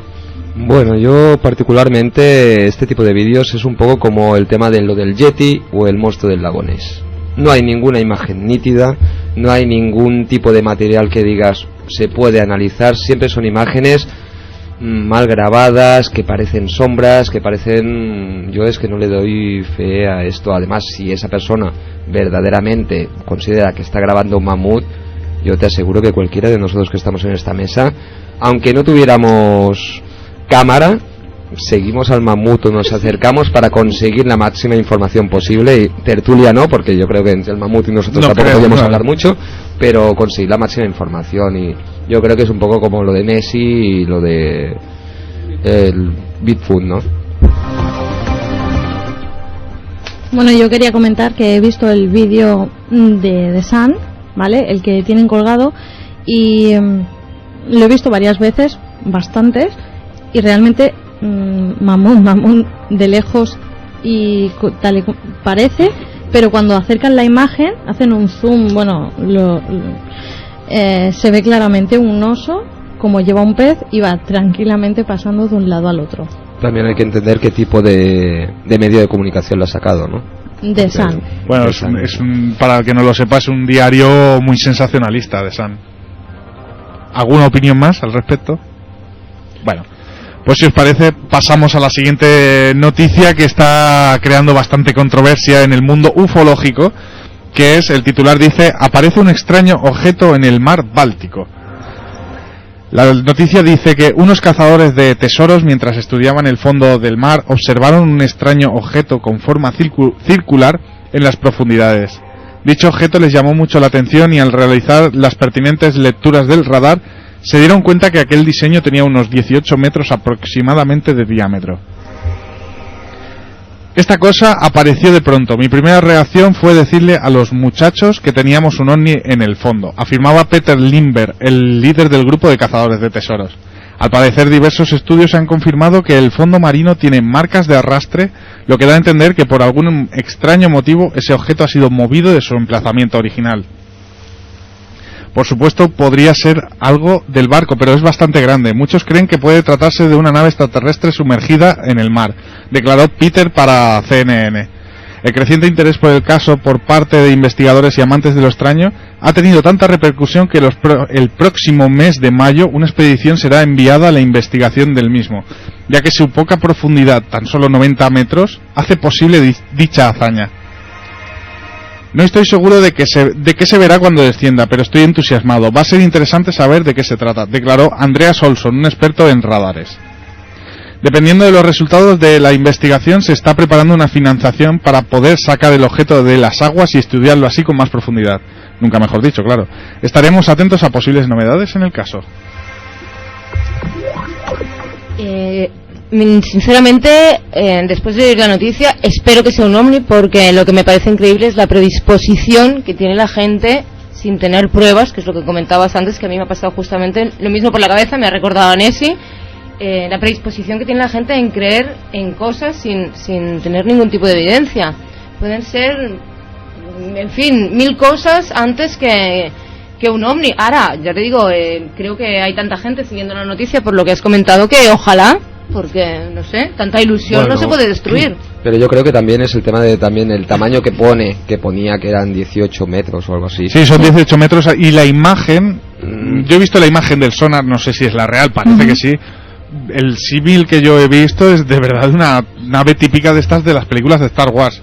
Es el símil, pero eso puede ser una pareidolia perfectamente. Además que podía ser publicidad para la misma empresa cazadora de tesoros, o incluso de unos meses sale Discovery Channel hablando de los supuestos, porque todos sabemos qué tipos de programas que muchas veces sacan temas de, yo que sé, la descendencia de Jesús, lo que se llaman los virales de publicidad, que aún hay personas evidentemente que creen que esto se construye después del vídeo original, cada uno que crea lo que quiera, evidentemente. Cuando vayan a investigar, supongo que el ovni ya no estará allí. Claro. No creo que se espere para hacer la... Era solamente la imagen, es una imagen, digamos, ¿De qué tipo? De radar. Sí. Porque, sí, es que me suena que bueno han habido otros casos donde se han visto imágenes de radar y bueno, y tampoco luego se ha sabido nada de ninguna investigación, ¿no? Ya, no solamente para el tema de ovnis, sino muchas veces para el tema arqueológico en el fondo marino. Y es curioso, ¿no? Porque yo lo pensaba que ibas a decir que se formaban unos círculos, porque esto sí que lo leí en fotografías. Sí que yo no lo he dicho aquí, pero sí que al parecer hay al lado o un poco más arriba, porque no sabría cómo explicarlo hablando del mar, hay otro objeto que se ha movido menos y que tiene mucho menos diámetro. Entonces sí que podrían ser círculos. Claro. Bueno, está por ver, ¿no? Claro, esperaremos. Bueno, viendo, hay muchas páginas que hablan de este extraño objeto y la verdad es que he leído muchísimas y mucha gente opina que es falso, que luego, lo que decía Daniel, que luego a la hora de investigar no encontrarán nada casualmente. No, lo malo es la cantidad de dinero que se van a gastar a lo mejor para hacer una supuesta investigación, pues a lo mejor que habría muchas cosas más a investigar que pudieran ser más útiles, ¿no? Efectivamente, sí. Bueno, esperaremos a ver si hay suerte y hay respuestas, Guillem. No, yo nada, solamente un apunte de semántica recreativa, por decirlo de alguna forma. Si es un ovni, ¿qué hace debajo del agua? O sea, a ver, es un ovni. No es bueno, no, es un ovni. No sé si me explico. Aquí sí que voy a lanzar una bueno, valga la redundancia, una lanza a favor de los que nos gusta la ufología, y es que de siempre históricamente han aparecido muchos ovnis o objetos, evidentemente, de debajo del agua, o que tanto ascienden o descienden por debajo del agua. Incluso cuando se hizo la investigación de los famosos sonidos de debajo del mar en Mallorca y no sé, en otros sitios que se han repetido varias veces, se comenta, igual que lo de las cuevas de los tallos, ahora que está aquí Daniel, que también bajo el agua aparecen estos objetos. No sé qué son, evidentemente. Pueden ser submarinos nucleares de los Estados Unidos o extraterrestres que simplemente se esconden. Pero te dejo, Pedro. No, quiero decir que extraterrestres que se esconden, si de verdad son extraterrestres, entendiendo ovni como algo que venga de fuera de la Tierra, que se esconden en el lecho marino porque es el sitio donde más seguros están seguros. Sí, no, y lo que sí que es verdad es que de fotos o cosas así que se ven, sí que es de las mejores fotos, de las que son de más calidad, y además como que se ve, tienes para comparar el fondo marino o simplemente unas rocas que hay cerca o alguna cosa así, se puede sacar bastantes más datos por comparación, ya sea por el tamaño o sea por alguna cosa así. Acostumbran a ser las fotos de mayor calidad, las que salen o entran del agua. Aparte de eso, y simplemente lo de antes era así en modo de broma, pero claro, es un ovni pero estás debajo del agua, simplemente era eso. Bueno, yo lo que iba a decir es que lo que tú has puesto, el tema de sí que hay mucha vinculación con el tema de ovnis y el agua. Hay muchas teorías sobre eso que podríamos hablar un día sobre el motivo, ¿no? Pero sí, posiblemente esos objetos, si son objetos, o ese fenómeno, al igual que pasa con otros fenómenos paranormales, por algo le hace falta el agua para poder funcionar o manifestarse. También muchas apariciones marianas aparecen cerca de donde está el agua. Mucha serie de duendes, de ninfas. Tiene que haber agua, o sea, por algo, ¿vale? Ya puede ser a nivel de combustible incluso. Claro. O sea, nunca se puede saber. O sea, por algo el fenómeno paranormal, algunos fenómenos, incluso el tema ovni, va muy vinculado con el tema del agua. Bueno, pues es digno para hacer un programa, sí. Pues yo tengo otra propuesta además. Porque ahora recuerdo que también teníamos... Es una idea que yo tuve para hacer un programa en el Ser Canimatic. Y estaría bien poder hacerlo, ¿no? Aquí, ¿no? Y hablar sobre el tema, por ejemplo, de la anomalía magnética de Vostok, que cuando se originó este tema, pues claro, a través de satélite sabéis que la Tierra pues tiene unas ciertas anomalías magnéticas, ¿no? Y se descubrió ya hace años una gran anomalía en Antártida, ¿no? Y bueno, daba la casualidad de que estaba debajo de la base de la ex Unión Soviética, que era la base de Vostok. Yo ya no creo en casualidades, ¿eh? Ya. Y entonces pues resulta que en principio se creía, porque claro, la señal daba, digamos, a ver, yo no soy físico ni nada de eso, pero bueno, lo he estado leyendo, y resulta pues que daba una gran intensidad con el hierro, ¿no? Digamos, el metal del hierro, ¿no? Y en principio se creía que había una gran construcción ahí debajo. Bueno, luego ahora están hablando de que había, luego hasta se dijo que había una nave espacial, imagínate tú, ¿no? Y ahora pues se sabe que hay un lago muy grande, ¿no? Y está todo el tema de los microbios que quieren sacar de ahí, en fin, que ya están perforando ahora mismo. Y bueno, y es un tema, creo, apasionante, ¿no? Sí, Porque pues toca muchos aspectos. Tomamos ¿no? nota para de Vostok. Tomamos nota para otro programa, desde luego. Yo quiero romper una lanza a favor de... Uy, ¿se me oía bien? A favor del plan semántico en que se tratan estos temas de ovnis y osnis, y decir que si han dicho que lo que se ve es en este caso un osni, un objeto sumergido no identificado, pues es precisamente eso, que no lo han identificado. El que la gente piense que es algo extraterrestre ya queda ahí, ¿no? Pero es algo que aún no han identificado. Eso es, bueno, antes lo he dicho quizá también de una manera muy jocosa, pero un poquito eso lo que yo quería decir, ¿no? Ojalá sea, pero es que me parece muy pronto para hacer una noticia diciendo esto cuando no tienes ninguna prueba, porque artilugios de tal tamaño en la Tierra hay también, no tienen por qué ser extraterrestres. En fin, me parece precipitado simplemente. Claro, es lo mismo que he visto un ovni, es que yo puedo ver un montón de ovnis puesto que no entiendo de tipos de aviones ni de cosas que vuelan, y entonces para mí pues no están identificados. En ese momento, pues hasta que no haya una investigación será precisamente eso, un ovni, ¿no? Pero vamos, que los demás piensen que es extraterrestre, eso ya queda en ellos. Como decía Callejo, ¿no? Que posiblemente no es ni objeto, ni vuela, ni nada. Es algo que aparece, es un misterio y aún no sabemos lo que es. Una formación también de las rocas, claro. O no sé. Bueno, lo de las rocas es más complejo, quizás por la cartografía, ¿no? Del lugar. Pero bueno, sí, cualquier cosa. Si no hay ninguna otra foto, claro. Es que... A mí me gustaría creer que es un objeto extraterrestre, pero porque yo creo, ya tengo ganas de que vengan, si de verdad existen, que bueno, yo creo que es evidente que existen, solo por lógica matemática, tengo ganas de que vengan. Si para bien o para mal ya no lo sé, pero tengo ganas de que vengan, la verdad. Bueno, pues vamos a la siguiente noticia de misterio. Y el titular dice: una enfermedad permite ver en la oscuridad total. Nong Youl, un joven niño nacido en China, padece una extraña enfermedad que le permite ver en la oscuridad con total y absoluta normalidad. El nombre de dicha patología, según los médicos que llevan el caso, es leucodermia o leucodema. Parece ser que esta enfermedad deja sus ojos con menos protección y lo hacen más sensibles a la luz. Sus padres observaron con extrañeza cómo los ojos de su hijo eran de un pequeño color dorado, pero los expertos le aseguraron que todo eso le pasaría poco a poco y volverían a su color y tamaño original. Pero nada más lejos de la realidad, ya que Nong continúa teniendo esa extraña patología que aseguran le permite leer en la oscuridad total. Lo mejor de esta noticia es que el niño puede hacer una vida totalmente normal, que no revierte peligro ninguno hacia él, y al parecer lo que es la pupila de los ojos se convertía como la de un gato. Cuanto menos es interesante. Bueno, para esto le hicieron varias pruebas, que no... Los médicos lo metieron en una habitación totalmente oscura, pusieron unas cartas y el niño tenía que decir qué cartas eran y las acertó. También en el colegio, una profesora, claro, la profesora veía que el niño cerraba mucho los ojos en el aula y tal, y le preguntó si él podía ver en la oscuridad. El niño le dijo que sí y hizo una prueba. Y le dijo: bueno, yo te voy a cerrar una habitación oscura y voy a tirar, no sé si eran pelotas de cricket, y le echó las pelotas y él tuvo que ir recogiéndolas una a una. Cuando encendieron la luz, fíjate la curiosidad, las había recogido todas, no se había dejado nada.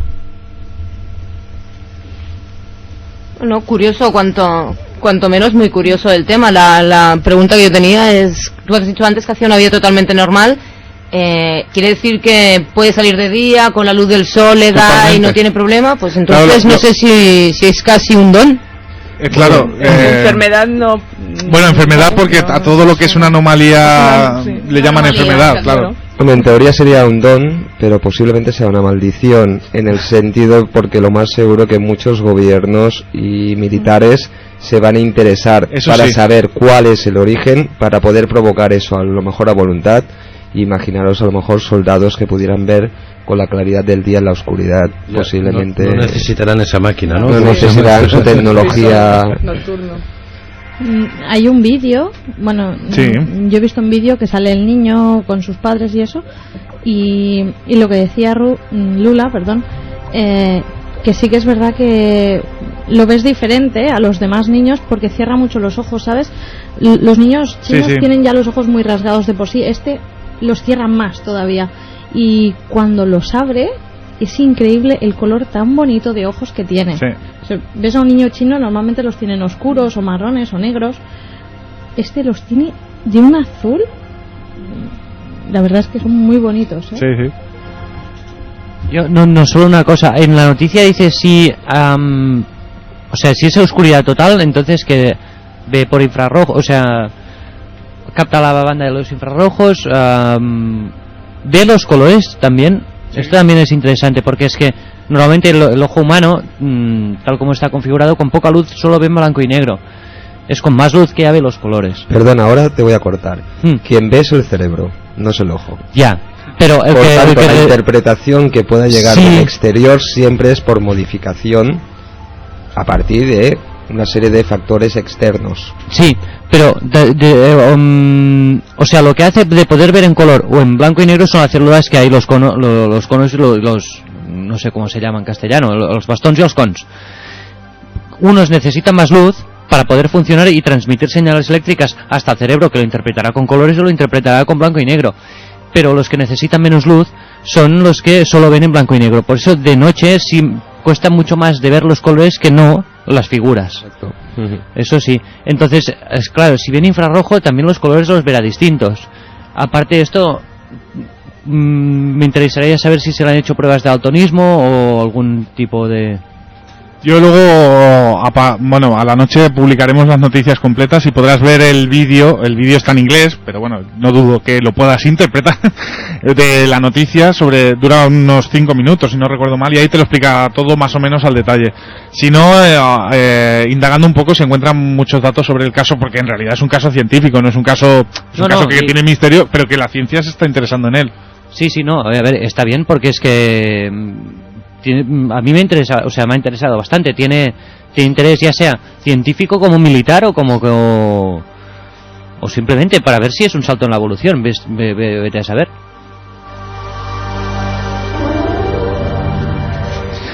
Bueno, y pasamos a la última de las noticias que hemos traído hoy, y el titular dice lo siguiente: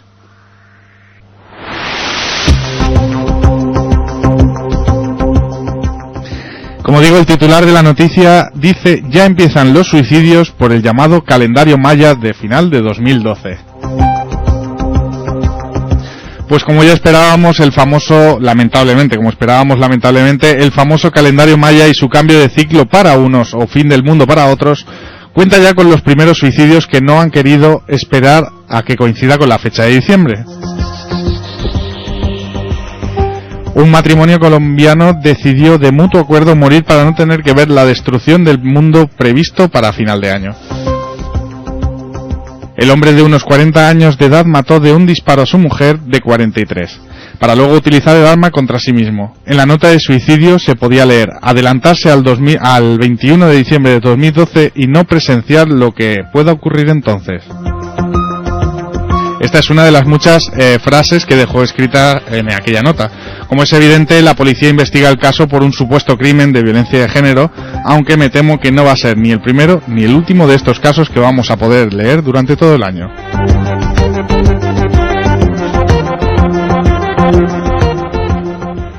Más que un misterio, creo que es una desgracia. Partiendo ya de la base porque el tema del 2012 lo hablamos aquí, Carlos Mesa también cuando vino habló sobre el tema, y bueno, se ha tratado, y este año se tratará muchísimo antes del 21 de diciembre, pero pase lo que tenga que pasar, ya sea un cambio de ciclo, que yo creo más que viene a ser un cambio de ciclo que no la destrucción total, pero bueno, cada uno crea lo que quiera. Lo que sí me parece terrible es que lleguemos al extremo del suicidio, incluso suicidios colectivos. Espérate que se acerque el día 21 de diciembre. Eso es lo que, ya te digo, me parece terrible, más que misterioso. Terrible que la gente tenga esta esta ceguera de dejarse influenciar tanto por las cosas que escucha, pero no comprueba, porque esto, a ver, comprobar nadie lo puede comprobar, nadie puede decir exactamente lo que pasará, te vas a creer lo que te cuentan unos o lo que te cuentan otros, pero en todo caso, eso me parece absolutamente terrible, lo que van a hacer las sectas este año, la cantidad de gente que va a suicidarse, la cantidad de gente que va a hacer barbaridades en pos de, además, con esa excusa, porque al final va a ser una excusa para mucha gente. Pero que curiosamente, si crees o sabes que vas a morir, ¿qué más da esperarte hasta que si de verdad va a haber un final del mundo? Al menos que lo veas, ¿no? Claro, ¿cómo va a ser? O sea, tú puedes tener... curiosidad. No, claro, tú puedes tener preparado la fiesta, ¿no? No, exacto, tú puedes tener tu manera de suicidarte preparada por si aquello que nos espera es peor todavía que tu propio suicidio. Es un decir, ¿no? Pero ¿por qué no esperarse? Esto, por eso, esta noticia está dentro del misterio, porque me parece increíble que una persona decida perder la vida porque el mundo se acaba. No tiene en realidad no tiene ninguna lógica, y menos si no es de una secta que digamos que pueden haberles trastornado el cerebro aún me parece más alucinante. O sea, estas personas, decimos estas como tantas otras que parece que ya están perdiendo la vida por este motivo, estas personas han decidido quitarse la vida porque el mundo se acaba. Y eso es el auténtico misterio. Yo creo que también es el tema de decir, esta gente ya no está bien. O sea, lo del 2012 es una excusa. Imagino, claro. Porque yo me acuerdo cuando salió el vídeo de Michael Jackson, que salía destrozando coches, me parece, que había pasado en varios países, que la gente salía después de ver el vídeo y se cargaba los coches. O sea, a veces es un detonante. O sea, tienen un tema de que ya tienen el instinto de suicidio, y a partir de una obsesión, a partir de un tema, que puede ser el 2012, como puede ser de que oiga una voz que le dice que te tienes que suicidar, ¿vale? Que esa persona lo lleve a cabo. Bueno, por eso a mí me sigue pareciendo un misterio que alguien se quite el que creemos nosotros que es el don más valioso, que es el de la vida. A mí Carlos Mesa me mató lo del 2012. Me mató, sinceramente, porque claro, yo me había cogido el día personal de asuntos propios, claro, para que no me pille trabajando el fin del mundo, y me dice que no va a pasar nada. Eso sí que es un asesinato. Hay 2 días previstos. Si uno no viene, es ¿Y otro? si resulta que no es el 2012 y es el 2013? Claro. Porque, a ver. Porque el 13 del 13 del 2013 es una fecha clave también. Sí. Hombre, el 13 del 13 no. Es igual, ya se lo inventan. Vale. Es que tú ya partes de un paradigma que no te deja ver. Vale. Soy José Antonio Roldán. Ayúdanos a buscar respuestas a los misterios que nos rodean. Y para ello te recomiendo que escuches Los Misterios nos miran con Pablo López y todo su equipo.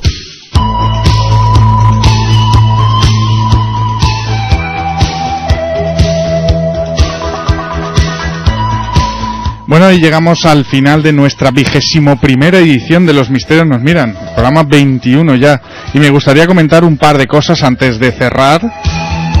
Como ya he dicho antes, esta semana ha sido muy intensa, como muchos sabéis, puesto que la entrevista a JL, José Luis, de mundodesconocido.com, nos ha colocado entre los programas más escuchados, más descargados y más populares en iVoox de toda la semana, por ahora. Y es que hemos llegado casi a las 20.000 descargas, cuando nuestra media oscilaba en unas 1.000, entre 800 y 1.000 descargas, no 800.000, 800 y 1.000 descargas. Y bueno, hoy he recibido la noticia de que hemos aparecido incluso en el magazine de iVoox. Y estos segundos, si nos importa, me los voy a tomar un poco personales. Voy a aprovechar y voy a robaros estos segundos de radio para deciros que las personas que más me conocen saben que ha sido una semana dura para mí, pues jamás esperaba que la repercusión de este programa fuera tal. Y como es normal, pues no estoy preparado para recibir esta pseudofama que de golpe me ha llegado.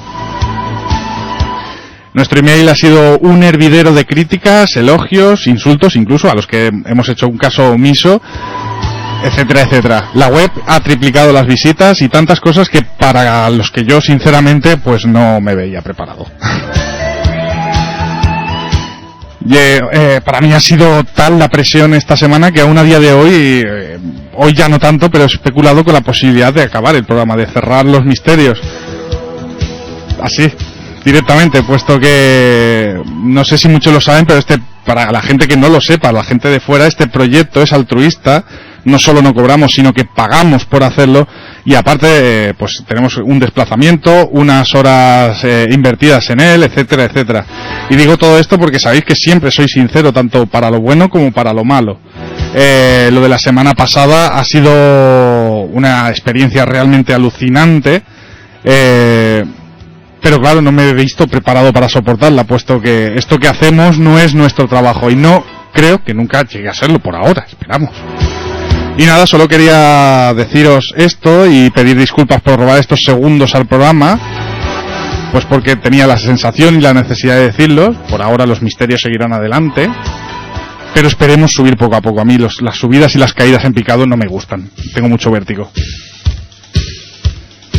Bueno, y como digo, dicho, estoy pidiendo disculpas por robar estos segundos. Nos marchamos hasta la semana que viene, no sin antes comentar que en el próximo programa traeremos a una persona de las más altas graduaciones, no creo que se diga así, pero como tampoco sé más o menos cómo funciona, en lo que es la masonería.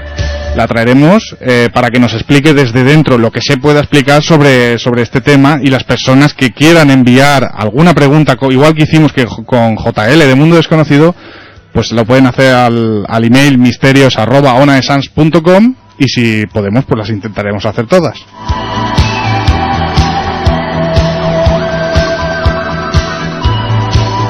Pero bueno, de eso iremos dando datos durante toda la semana, y ahora sí vamos a empezar a despedirnos hoy con tiempo y un poco más de tranquilidad de lo habitual, empezando, si no os importa, por Lula Miranda, que ha hecho su retorno otra vez. Soy pesado y me da igual, a los misterios. Y espero que te hayas sentido bien. Sí, me he sentido muy bien. Yo no estaba en ese programa de Pico, pero me alegro muchísimo y quería dar las gracias a todas las personas que lo han seguido, tanto a través de la ONA como a través de Internet, y han hecho las descargas.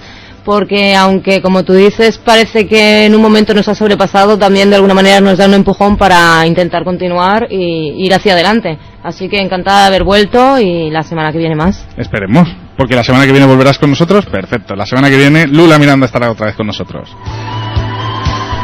Daniel, has estado poquito hoy, pero esperamos tenerte pronto un programa completo y poder hablar, porque sigo diciendo que para mí me gustó mucho el día que viniste, porque tengo la foto y la tengo muy grabada de todos mirándote como un auténtico profesor de universidad. De verdad que lo dije en su día. Gracias tú. Y además, bueno, pero el mérito es vuestro, y ahí se notan las descargas en cómo lo hacéis, y yo lo único que tengo que es felicitaros y que sigáis adelante, porque vale la pena. Muchas gracias por estar aquí. Te esperamos pronto en Los Misterios, que sabes que es tu casa de sobras. Muchas gracias. Pedro Poc. Bueno, a mí... La semana pasada no pudiste estar y sé que tenías muchas ganas. Muchas ganas, pero bueno, estoy aquí. La semana que viene también abriremos el templo masónico. Exactamente. Para descubrir también los enigmas y los secretos, y también me gustaría felicitar a todo el equipo. Gracias. Que en aquellos inicios, que ya 21 programas, ¿no? Ya 21. Pues la primera vez que viniste era el 6º programa. Lo poco que habéis tardado en empezar a que os conozca todo el mundo del misterio, y eso se hace principalmente con humildad, ¿vale? Porque si algo habéis demostrado es que lo hacéis de corazón, de que hay mucha humildad, y muchas veces en el mundo del misterio es lo que hace falta, de que las cosas se hagan con pasión y con amor. Y como lo dejes cuando suba más visitas y tal, me parece que entonces sí que te vamos a sacrificar. No, hombre, no. Esperemos que no. Bueno, pues te esperamos la semana que viene, Pedro. Muchísimas gracias, de verdad. Además, no os perdáis el vídeo de promo que ha hecho Pedro del programa de hoy. Pues habrá que preparar el de masonería. Y quiero el making of. María José Pérez.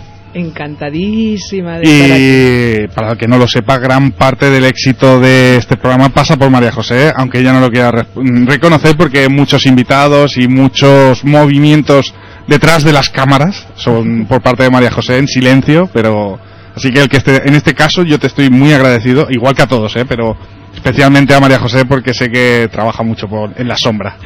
No, es que os quiero mucho, y bueno, os tengo desde chiquitines, ¿no?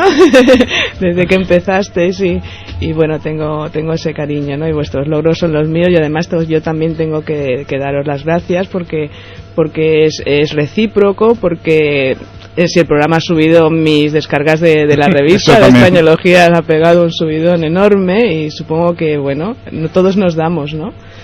y aquí todo se comparte y todos somos una familia, ¿no? Y eso que dices de abandonar el tema y tal, uy. Plus. Bueno, te esperamos prontito por aquí otra vez. María José, muchas gracias. Claro. Ana María Torralba, que aguanta toda la semana mis cosas. Gracias por estar aquí. A ti, buenas. Y no te pongas nerviosa, que yo ya me lo pongo yo por vosotros. El próximo día, vale, lo probaremos de nuevo. Seguro que sí. Y Guillem. ¿20 cuántas? 21. ¿El qué? Descargas, estamos a punto de llegar a las 20.000 descargas. ¡Ay, madre mía! Te esperamos la semana que viene, Guillem. Por supuesto. Venga, muchísimas gracias a todos. Ya sabéis, contactadnos como queráis, estaremos disponibles para lo que sea, y la semana que viene, sobre todo, me interesa mucho que me enviéis preguntas, porque queremos hacer una entrevista al estilo de José Luis, de JL, para que luego no nos digan que no somos plurales. Hasta la semana que viene.